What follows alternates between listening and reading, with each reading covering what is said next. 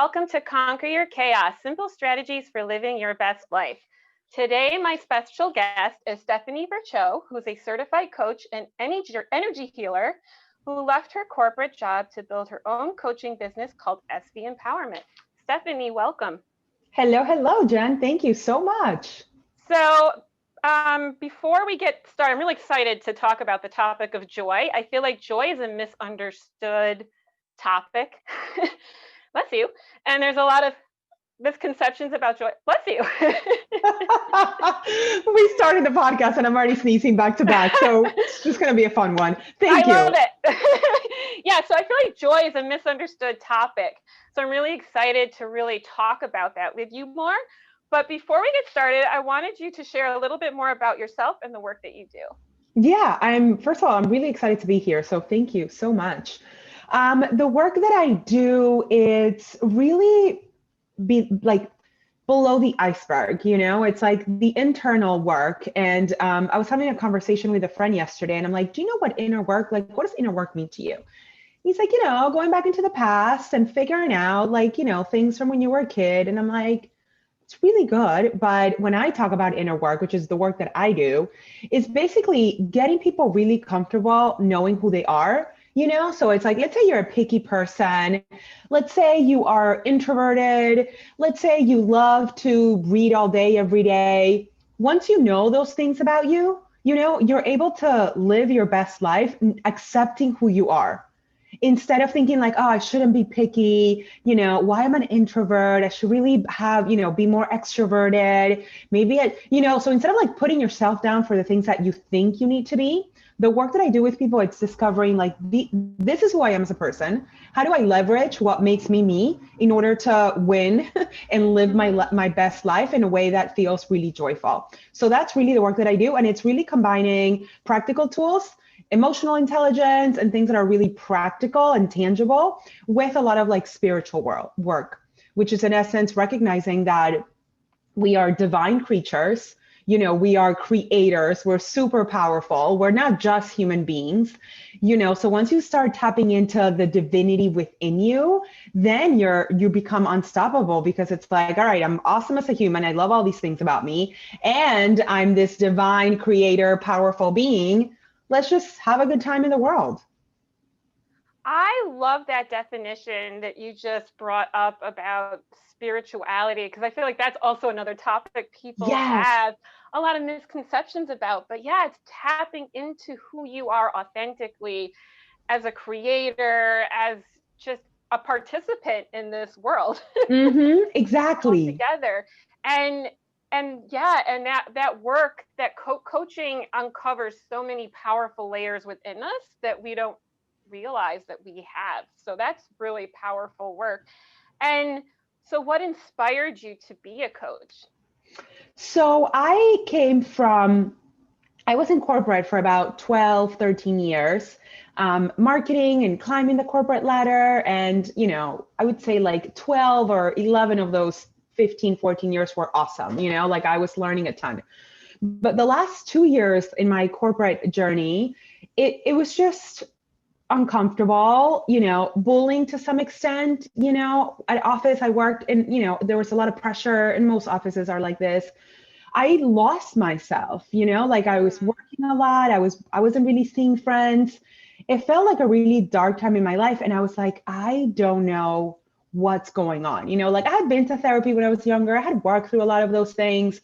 And still I was like, there's so much pressure. I'm not myself. I was breaking out in hives.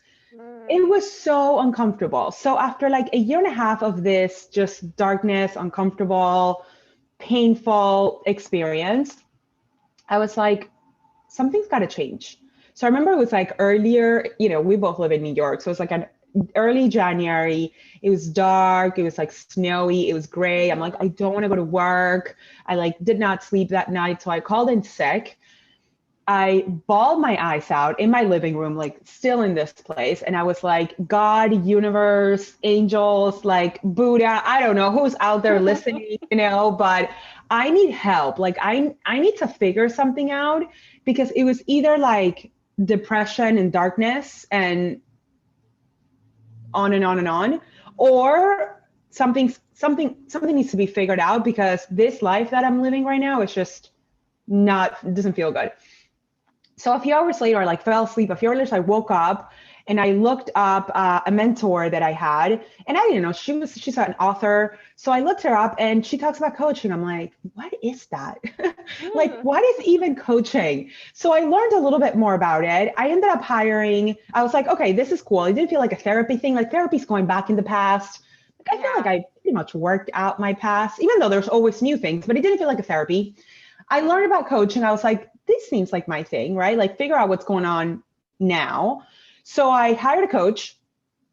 I worked with her for like 3 months, and I basically discovered that I wasn't doing anything that was authentic to Stephanie. Like, I wasn't doing anything that brought me joy.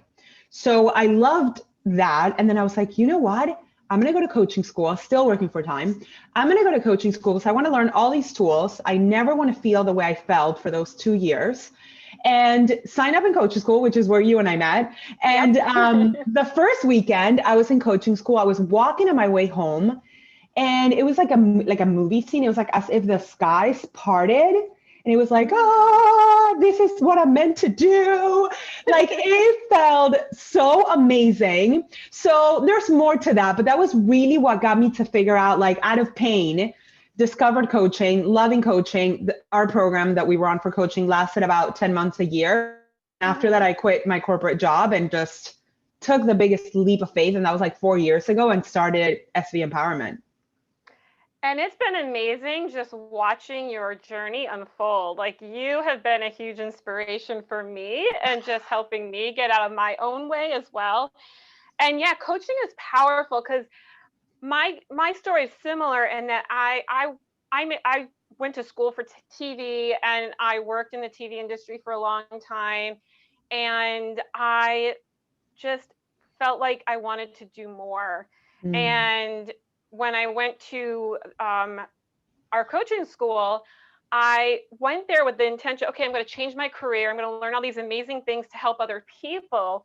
But what happened was I ended up learning a lot of stuff with myself that I still needed to work on, because we were coaching each other. And like, we have to try the tools on ourselves as well to see how they work and to understand the power in them. And I was like, oh my God, what is all this stuff that I'm bringing up? But it was a powerful and amazing journey, because through that program, it was just an accelerated personal growth, and just knowing you and working with you. And I've attended some of your amazing events, which I highly recommend anyone who's watching. And Stephanie has an event. I've been to her in-person events and her virtual events, so they're all good. You're amazing. Thank you for saying that, Jen. Yeah, and even as a coach, like, you still learn things from other coaches. Like, coaches need coaches. So, because we all have our blind spots. It's mutual. Yeah, and we all have these blind spots within us, and this stuff to grow, and there's always room to grow. And so that sounds like you started paying attention to the things that were bringing you joy and not bringing you joy in your career. So what was that like when you first left your corporate job and took that plunge into being authentic and doing what you wanted to do? It was, first of all, it was really intimidating, so I always make it a point to mention this, because even though, like, maybe as a listener, you might be thinking, like, that's so cool, you quit your job, you're starting your business. Yes. And, I had financial security in my corporate career. At that point I was working over 10, 12 years. I was making over 6 figures. Like, things were comfortable. When you start your own business, it's like, I didn't even have one client, like, I had gone to business school, but what you learn conceptually is so different from the application of it, So I knew it was the right thing for me, and even though my family and my friends were supportive, they were still like, don't you want to wait to get a few clients? I'm like, listen, I'm super extreme, right? Doing like the moon night, what do they call it? Like the moon, not sleeping at night and building your business at night and going to work during the day. Like, if that's you, that's awesome, right? Because there's something to be said about having some security. But my type of personality, like I can be really extreme. And the thought of working like 14 hours and coming home at 9 o'clock at night and then like being up until 3 and then waking up at 6, like I could not wrap my head around it. So it was awesome. And it was also super intimidating, you know? So when I quit my job, I had no ego about getting whatever job I needed to get in order to pay like basic bills, right? And in full transparency, I was living with my then fiance, now husband, and he was also able to help out financially in areas. But there were certain areas that I was like, okay, I need to take care of this. So I was teaching spinning at Equinox. I was working at the little Equinox shop, right? Like where you buy workout clothes. And I was also building my business at the same time. Mm-hmm. So I was doing anything I could do in order to be like, I can pay my bills. And then I did that for about 6 months. And then that was also the year we were getting married. So we got married in November, and around September, I'm like, I'm doing too much. Like I was trying to do everything. So I took a break around September to then focus on the wedding. But yeah, it's super exciting and also really intimidating. So I was feeling all the feels when I quit my job.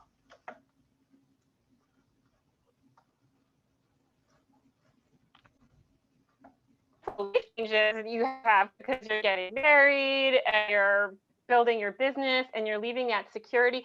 But it sounds like you had some basic security things in place.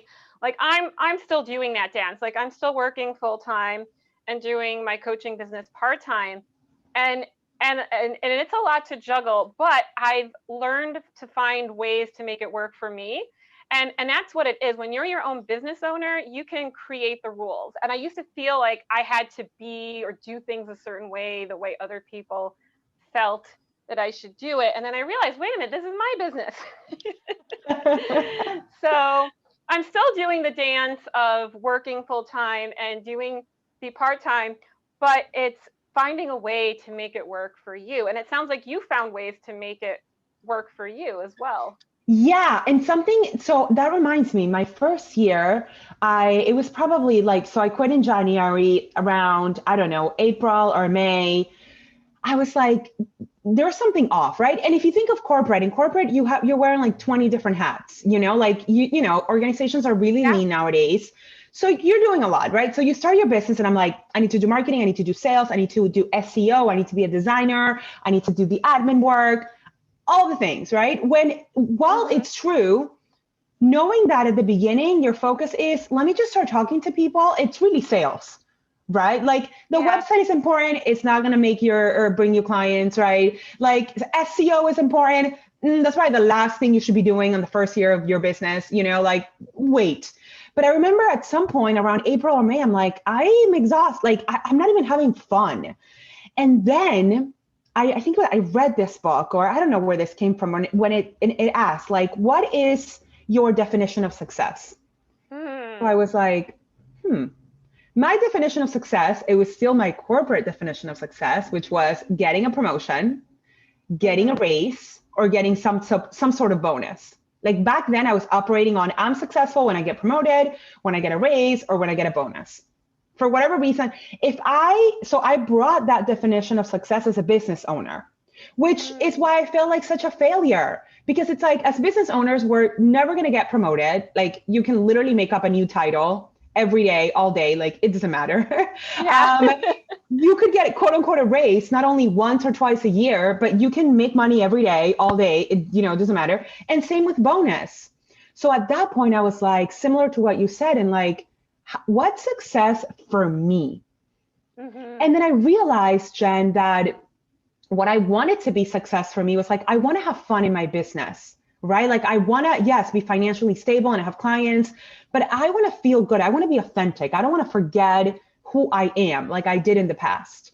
And that turned it, because then my business became about that internal journey of like, how do I create stability within myself, within my emotions, within the way I perceive life to be. So regardless what happens externally, I'm still going to feel successful. Like even in some months, I don't have certain clients. If I was authentic with me, I still had a really good month. So that completely flipped the trajectory of my business, because it didn't mean like seeking external things to feel internal success, but it was really focusing on like internal things in order to feel successful despite of my external environment.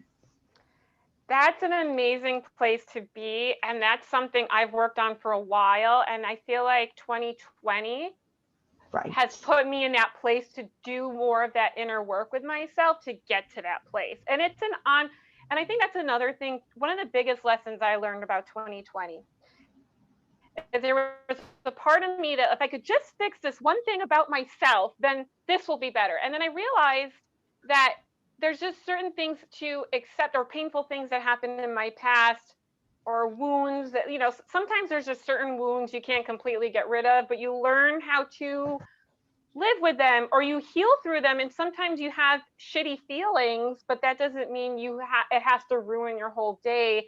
And so when you're in that space with yourself, like whatever chaos is happening externally, and yeah, you can have your feelings about those things. Of course. It still does not have to knock you down internally and mess up everything else. Precisely. Grounded, stable. It's like being a strong tree. Yes. That you have strong roots in the ground, and there's like a hurricane blowing you around, but you're so strong. Your roots are so strong in the ground, you're not going to get knocked over. Precisely. And that becomes lifetime work, like I've been doing this work consciously and intentionally over the past 4 years. And there's still things that happen externally that rattle me on the inside, so to me, this is like a lifetime journey to be like, oh, wow, that rattled me, or that really shook me up. All right, well, let's look at those things, right? So instead of blaming or focusing or pointing the fingers on this person is really annoying, or this thing is, insanely wrong, or whatever it might be, it's like, yes, those things are that. And how do I continue deepening the roots into the ground? So even when those things are happening, I can still, like, I'm going to be more help and support if I'm grounded in myself, versus if those things are happening, I'm getting rattled, then I become not helpful. So that doesn't really shift anything in the world if we're constantly getting triggered by our external environment. Right, exactly. And that goes into the whole, our external is a reflection of our internal. Right. And that was like a big lesson that I remember learning in our coaching program and it's all about lenses and how our perception, and when we flip that perception around, like you flip your perception around about success, that's where a lot of power and magic can happen. So I want to shift gears now, because I feel like we've set the stage really nicely for the topic of joy. And so, Stephanie, what is your definition for joy? Joy. So I've like self-coined myself as the joy coach, and that has like so many different meanings, because one is truly the definition of joy. And I think joy is fully accepting, embracing, you having curiosity around life, so it's like, oh, again, if there are triggers, like, oh, let me look into that. Like, that's interesting how this person or this thing can really trigger me. Joy can be in the little things, like for me, it's really joyful to wake up early in the morning while my husband is still sleeping. And when everything, like the world is just waking up, and journaling or meditating or just contemplating things about life, like that feels really joyful. Joy is just in my life throughout. So it's like picking moments of like, something cozy that I'm wearing feels really joyful, or having this conversation, and talking about these beautiful things are joyful. Or like I said, bringing joy into, you're going through something really hard. All right, well, the joy in it is, how can I grow through this experience? And the second sort of like on the same side of the coin, but on the flip side of the coin, joy is the journey of you, so it's, one of my programs, that's the name of the program, but it's also, this is our journey. Like we've created, and I know this is out there, but this is a whole world that we are creating as we go. It's like a hologram, so it's like, it's the journey of us. Like, what is the journey of you as you're growing, as you're creating, as you're bringing people into your life? There's little avatars of people that you're bringing that help you expand and grow. So joy becomes the joyful things in life. Joy becomes being curious when the hard things happen and the triggers. And joy becomes the journey of you. Like, what do you want to do with this journey of you while you are on Earth?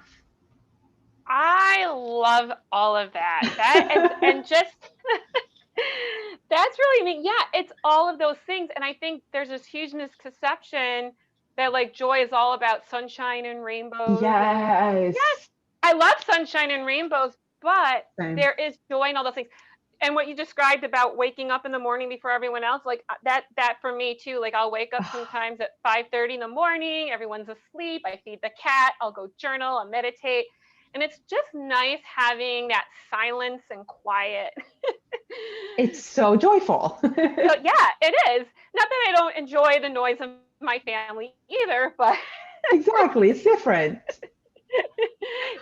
it's nice to have that quiet time and just taking time to do those things for you. And joy can be so many things that even if you're going through a rough time, you can find joy. Like I love the sound of rain on the window. Like that's a joyful sound to me. It's very relaxing, it's soothing. So joy can just show up in so many different ways in our life, and we don't have to wait for the stars to be aligned in order to experience joy in the moment where we are in the present. And I feel like that's also a big lesson that 2020 has helped me also, is just embracing the present.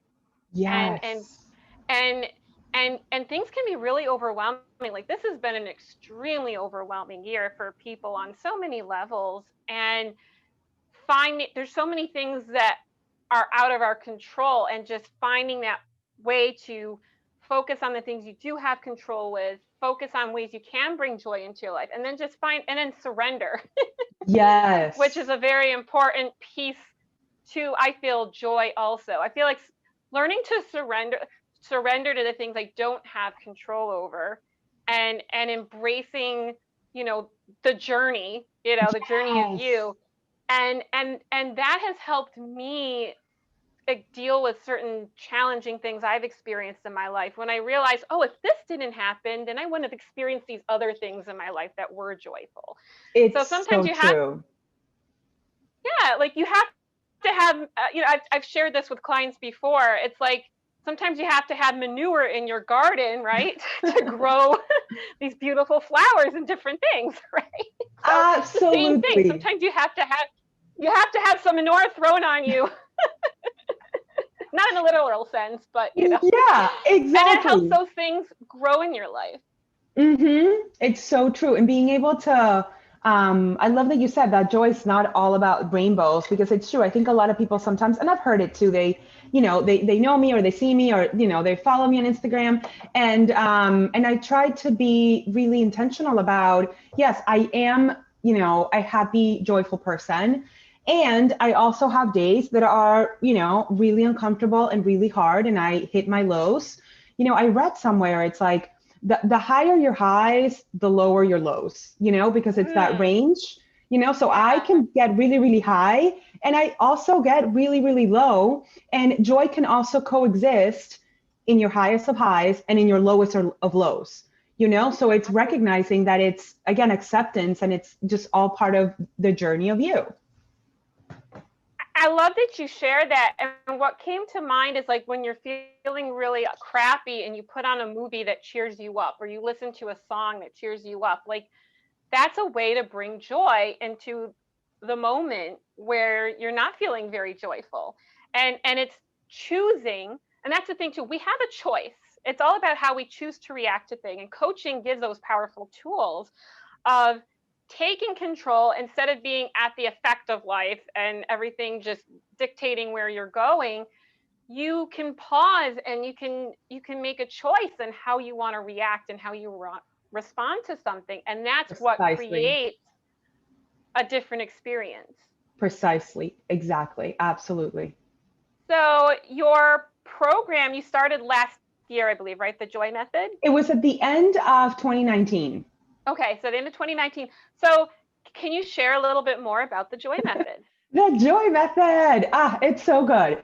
So the Joy Method is an 8-week group program Mm-hmm. where, again, same, it's the journey of you. So within those 8 weeks, it's almost like you get to audit your life, right? You get to be like, hey, what are things? So we start by, what do I want out of life? Getting really clear on, what do you want out of life? Like most people, you ask them, what do you want?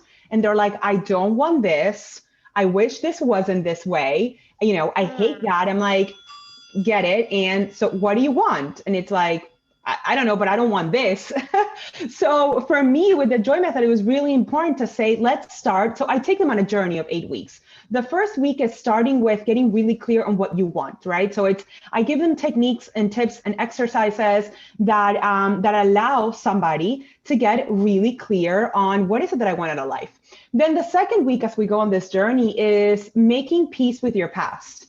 You know, like you talked a little bit about your past and how 2020 has been able to, like, you know, brought things up that you were like, oh, I'm still kind of holding on to this. So yeah, if you're still on the topic you were saying a minute ago, manure, if you're still carrying that with you, you know, it's like the drawers, it's still dirty, right? Like there's some, not dirty as in bad, but meaning the space is still taken up by something that's weighing you down, right? Mm-hmm. So if you're able to bring up the past, on the week 2, we bring up, you know, harder experiences, and people, members, joy method, joyers, as I like to call them, they make with their past, right? Mm-hmm. So now it's like we set the stage. Then week 3, it's all about learning energy, right? And you know, you and I relate on this so much. It's like, what is energy? And once you understand energy, then you're able to understand your emotions. Instead of your emotions taking over you, it's like, I'm pissed. And then the whole day you're just mad and not knowing how to fix it. But if you understand the energy and the emotions behind the energy, then you're able to be like, wait a minute. Yes, I'm mad, right? I'm either going to stay in this moment or I can shift.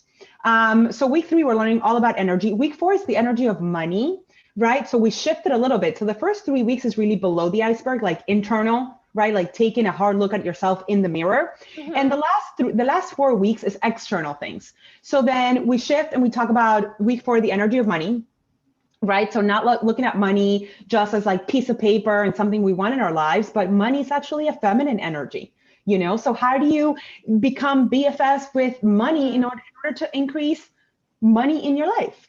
And then the week after that, week 5, we talk about boundaries, how to set up healthy boundaries with your spouse, with your friends, with your family, right? Boundaries really are freedom. And if you don't have that freedom, if you're saying yes to everything, and right, or if you're saying no to a lot of things, there is no balance. The week after that, I talk about balance and time management, right? So how to create time management or balance and be aware of the time in your life. A lot of us are running around thinking, I don't have time to start my business. I don't have time for anything in my life. So it's like shifting the perception of time and knowing that time is infinite. And then the last week we ended doing the Joy Manifesto, which is basically a blueprint of, now that we're done and we were together for 8 weeks, what now? You know, like somebody was holding your hand, you had a group of community cheering you on, and now you're like back to being alone. So we in essence create a blueprint and we do a beautiful ceremony so everybody, the joyers, can go back into the world feeling really confident about themselves and knowing themselves really well. So it creates a ton of freedom in their lives. That is absolutely beautiful, all of that. And I've seen samples. I did a sample of it because I remember on Instagram, Yes. You were doing like The a joy little sample. challenge. Yeah, the Yes. joy challenge. And I remember doing that. And I was like, oh, this is so great. And even though I know a lot of these tools from our schooling, it's just hearing another presentation of it, or, you know, sometimes you forget things and then you hear it. And I was like, oh my God, I so needed this to hear this right now. So yeah, it's very important foundational work. And all of these tools are so important because it's like we want to fix things. An analogy I use a lot with my clients is like we have this mental clutter. We have all this stuff in our mind that we don't realize is taking up all this space, which is energy. It's creating the energy of how we feel, how we react, how we exchange with money. And money is a relationship in itself too. Like we Right. have a relationship with money. So all these things create energy in our life. And we have all of this clutter. And an analogy I use a lot with my clients is, you know, imagine you have like a basement or an attic and you want to create this open space to, you know, you want to make it like a family room or an office, but you have all these boxes, you don't realize what's in there. And that's like our subconscious. We have all these like boxes of beliefs and thoughts and all kinds of junk that we don't realize until we unpack that and we actually take a look at it. And it's like, oh, do I want to keep this? Do I want to give it away? And then once you clear through all of that stuff, that's when you have this room in your mind to create these new experiences, and you feel different. Like, I know going through coaching, you feel different, you interact with people differently, and it's absolutely life changing. And those things that felt so impossible to do, that you want to do in your life, Mm-hmm. even though it can still be scary changing things, Right. you feel like you can finally do it, because all these things, all these excuses that used to get in your way and block you, when you do this kind of work, those excuses are no longer the same type of obstacle they once were. Ah, that you could have not said it better. It's exactly that. It's like those things are still going to exist, but instead of you feeling like a victim to the circumstances or a victim to your life, it's like you're able to cope and you're able to manage, and then you feel empowered, right? It's like, yeah, it's still going to be scary. You know, my life, it's not like easy every single day because I have all these tools. But when challenging things come up, I'm like, this is what I can do around that, right? When I'm having a hard time saying no to somebody, I'm like, oh, wait a minute, I don't have a boundary with this person, you know? So it's like you're, you know, skating through life instead of like bumping into like every single thing that comes against you, which can be so exhausting. And then that's what leads to like depression or being exhausted or getting sick, because it's like every single thing that you're experiencing in life, you don't have a tool to know how to manage and how to go around it, you know? So it's like you're bumping your head every single day versus, oh, there is a wall. All right, well, how do I break the wall? Do I go around it? Do I go underneath it? Do I go on top of it? The wall's still going to be there, right? But it's like I'm able to, you know, have a relationship with the wall instead of being like, well, there's a wall, there's nothing I can do about it, and then I'm stuck, you know, and that feels like it sucks the power within you. So it's just, this is exactly that. It's a foundational program for you to have all these tools to be able to enjoy and being able to manage and respond to life instead of feeling stuck and feeling like you're a victim of your circumstances. Is very empowering. Love it. And yeah, it's like when you you look at the weather, right? You check the weather forecast. Do I need an umbrella? Do I need to wear a coat? Like, you look, Exactly. when things happen externally in the weather system, you dress accordingly. You bring that umbrella if you need it, or your rain boots, or your scarf. Like you're still gonna go out, but you're still gonna hang out, but you're gonna be like, oh, I'll have my rain boots or my sandals. Exactly. And so coaching is like the umbrella you need to go out in the storm. Yes, exactly. Love it. And so you're going to be starting a new group with the Joy Method soon? Yes, the Joy Method is starting a new round. So I launch it 4 times a year where it's live, and we meet live every single week. So that way, while you're going through all of the material, you also have one-on-one access to me and the group that signs up. So the new round starts January 20th. So it's just like the most beautiful way to start the year and feeling truly empowered. So 2021, you'll have the tools to deal and manage and cope with whatever comes our way. That sounds like an amazing way to start off 2021. Because you know what? It's like a new canvas to like paint on. You know, 2020 is almost behind us, and now there's this new opportunity to create something. 2021 is something new, filled with lots of opportunities. And Precisely. That's a great way to get started. Awesome. So before we wrap up, are there any podcasts or books or any other tools that you would like to share with everyone? Yes, I thought about these 2 books that I loved and that have been so helpful. And the first one is Letting Go by Dr. David Hawkins. It's a beautiful book on how to understand your emotions and how to understand like the structure of your emotions, right? So instead of being like, I feel guilty, it's like, wait, this is how guilt comes from. And what I love about this book is that there's also energy behind each emotion, right? So there are lower emotions and there are higher emotions.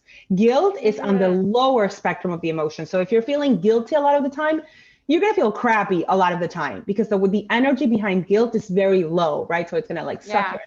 Versus joyful or surrendering or trust are higher emotions on that spectrum. And that's going to bring more energy, more happiness, more willingness to look at things in a different way. So he's a PhD and he literally broke down every single emotion and how it affects the body. So this one I love. And then the other one that's a little bit shorter and less dense. It's the 7 Spiritual Laws of Success.